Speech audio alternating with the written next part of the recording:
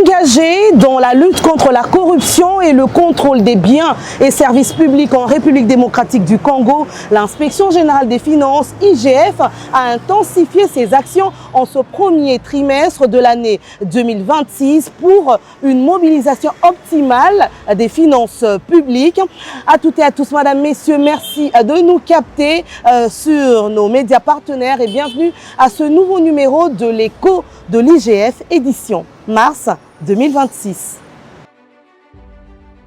Ouvrons ce magazine par le lancement par le chef de service de l'Inspection générale des finances, Christophe Bitassimwa-Bahri, d'un vaste programme de formation continue à l'IGF. Ce programme qui s'étend à l'ensemble du personnel s'exécute sur toute l'année 2026 avec différents modules. Détails en images. Je déclare lancer cette session de formation continue des agents et cadres de l'administration de l'Inspection générale des finances. L'Inspection générale de finances s'élance dans un vaste programme de formation de ses agents et cadres. Ce lundi, le chef de service de l'Inspection générale de finances a procédé au lancement simultané de deux sessions de renforcement de capacité à l'École nationale de l'administration ENA et à l'École nationale des finances ENEF. Plus de 500 agents et cadres de l'IGF sont concernés par ces programmes qui visent à préparer l'administration de l'Inspection générale de finances à une mutation numérique et la maîtrise de l'éthique d'un agent public de l'État. Les patrons de l'IGF, Christophe Bitassimwa, voudraient s'assurer de la montée en compétence de chaque collaborateur en vue d'atteindre la performance attendue de l'administration par le chef de l'État. Cette formation est d'autant plus importante que, selon la vision du chef de l'État, son Excellence M. Félix Antoine Tshisekedi, l'administration publique doit être performante. Elle est l'épine dorsale d'un État que nous voulons performant, et qui dit administration dit d'abord ses acteurs. Ce sont les fonctionnaires qui sont les gens qui agissent au nom de l'État. L'État ne sera performant que si ses agents sont performants. Les partenaires étatiques de l'Inspection générale des finances sont conscients du challenge qui les attend, comme l'ont relevé tour à tour les directeurs généraux de l'ENA et de l'ENEF. Nous allons mettre en œuvre notre ingénierie pédagogique pour garantir une formation de qualité.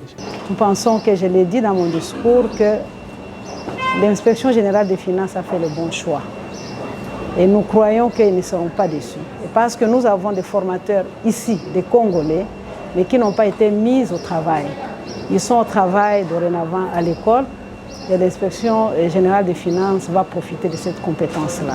Dans un autre chapitre, parlons du cœur de métier de l'Inspection générale des finances. Tenez, madame, messieurs, pour une mobilisation accrue des recettes de l'État, l'Inspection générale des finances déploie plus de 120 inspecteurs sur terrain. C'est l'inspecteur général des finances, chef de service, Christophe Bitassimwa-Bahri, qui a lancé ses missions au sein des régies financières.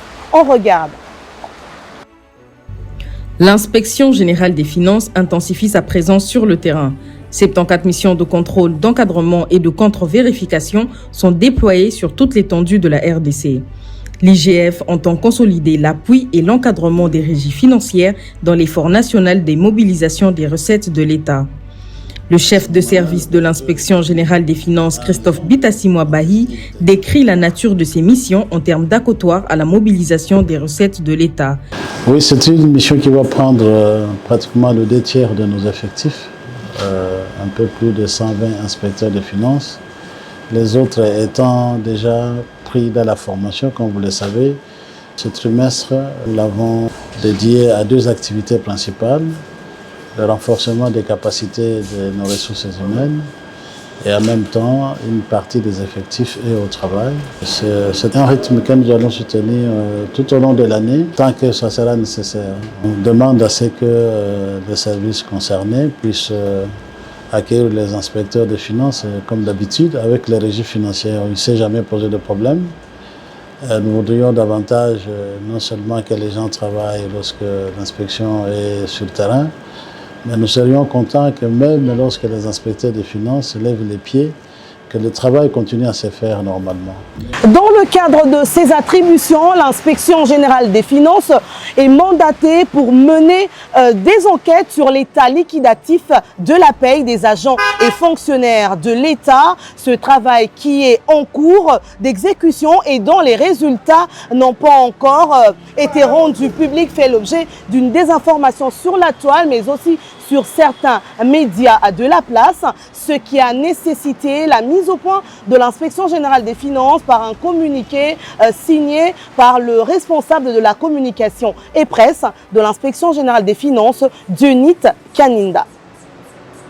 Dans un autre registre, l'inspection générale des finances a organisé en collaboration avec le Centre d'amitié Suisse-RDC le Forum international sur la bonne gouvernance et la décentralisation financière le 17 mars 2026 au chapiteau du Pullman Hotel. Décideurs publics, experts nationaux et partenaires internationaux ont enrichi des connaissances en cette thématique qui est d'actualité. Les détails avec Nadia Koulinfouka Malala.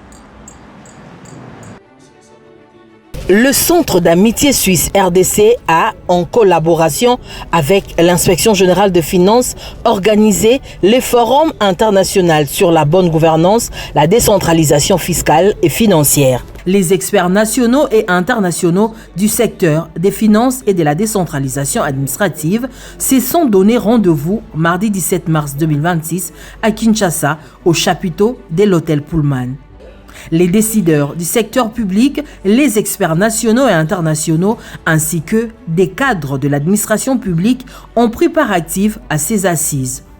Deux personnalités ont rehaussé de leur participation ce forum. Il s'agit de M. Léo Tremblay, ambassadeur de Suisse en RDC, ainsi que l'inspecteur général de finances, chef de service de l'IGF, Christophe Bitasimois.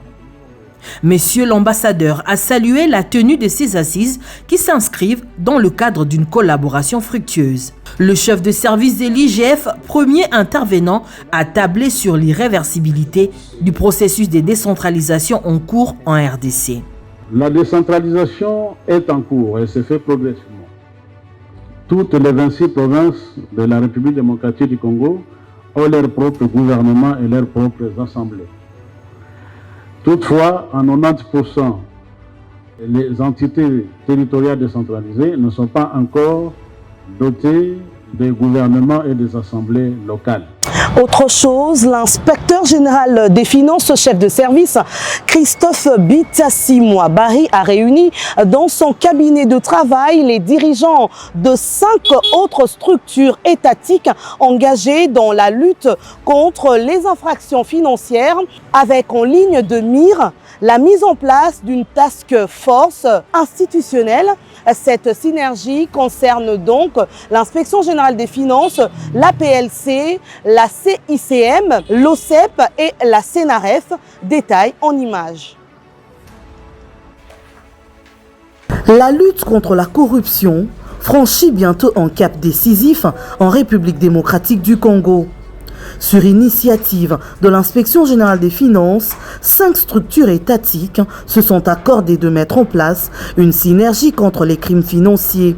Le chef de service de l'Inspection générale des finances, Christophe Bitasimois Barry, croit à l'importance de ce cadre. Nous venons de tenir une réunion que j'ai convoquée en invitant les responsables que vous voyez ici, impliqués dans la lutte contre la corruption. J'ai à ma droite le service national de renseignement financier, CENAREF.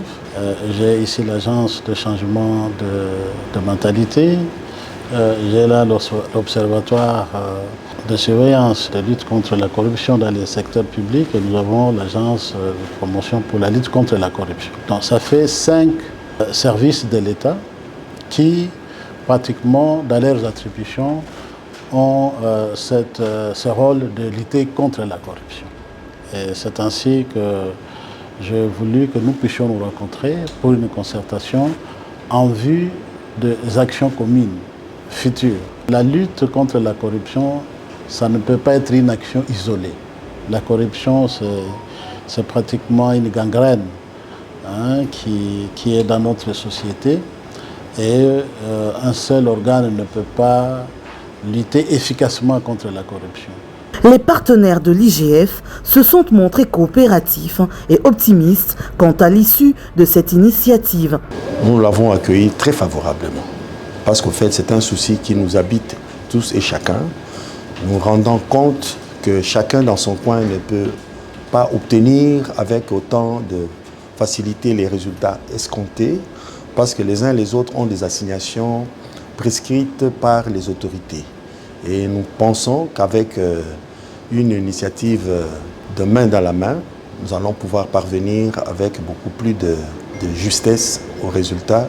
L'inspection générale des finances booste le niveau de son service protocole. C'est dans ce cadre que le numéro 1 de ce service de contrôle supérieur a lancé une session de formation le 30 mars dernier en protocole et étiquette à l'intention des agents et cadres commis à cette tâche. C'était à l'Académie diplomatique du ministère des Affaires étrangères. Les détails sont signés Laetitia Liaou, Roslin Elongo et Anaclé Kazadi.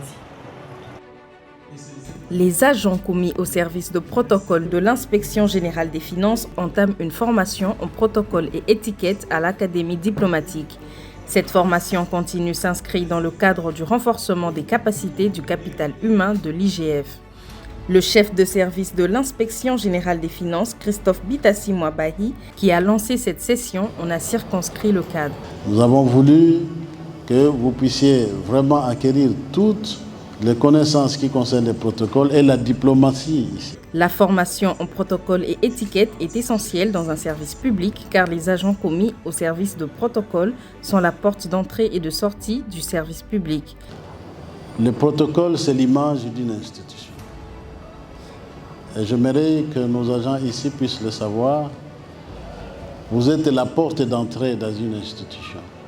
Parce que lorsqu'un visiteur arrive, il est accueilli, mais après avoir été accueilli, il doit aussi sortir, aussi bien en sécurité, mais aussi en souriant, tout en sachant qu'il a été bien accueilli.